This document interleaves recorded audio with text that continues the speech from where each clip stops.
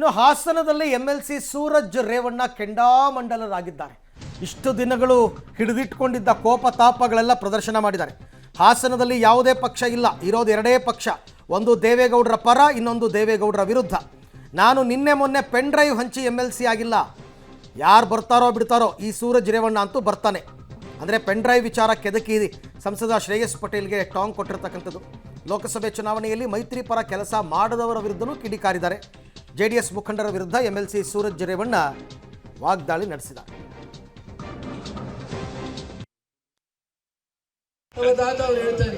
ಹಾಸನ ಜಿಲ್ಲೆಯಲ್ಲಿ ನನ್ನ ಅಭಿಪ್ರಾಯದಲ್ಲಿ ಯಾವ ಪಾರ್ಟಿ ಯಾವ ಪಕ್ಷವೂ ಇಲ್ಲ, ಇರೋದೇ ಎರಡು ಪಕ್ಷ. ಒಂದು ದೇವೇಗೌಡರು ಪರ, ಒಂದು ದೇವೇಗೌಡರು ವಿರುದ್ಧ ಅಂತ ಹೇಳೋದು. ನನಗೆ ಅದು ಈಗ ಅನುಭವ ಆಗ್ತಾ ಇದೆ. ಈ ಮೂರನೇ ಪಾಠ ನನಗೆ ಇನ್ನೂ ಗೊತ್ತಾಗಿರಲಿಲ್ಲ. ನನಗೆ ಮೊನ್ನೆ ತುಂಬ ಹುಷಾರಿರಲಿಲ್ಲ, ಅದೇನೋ ಸೋಕಾರಾಗಿದೆ ಅಂದ್ಬಿಟ್ಟು ಅದ್ಯಾರೋ ಹಳೆ ಯೋಮನ್ ಕರ್ಕೊಂಡ್ಬಂದು ತುಸಿ ತೆಗೆಸ್ತಾ ಇದ್ದೆ. ನಮ್ಮ ತಾತ ಅವ್ರು ಹೇಳ್ತಾ ಇದ್ರು, ಹಾಸನ ಜಿಲ್ಲೆಯಲ್ಲಿ ನನ್ನ ಅಭಿಪ್ರಾಯದಲ್ಲಿ ಯಾವ ಪಾರ್ಟಿ ಯಾವ ಪಕ್ಷವೂ ಇಲ್ಲ,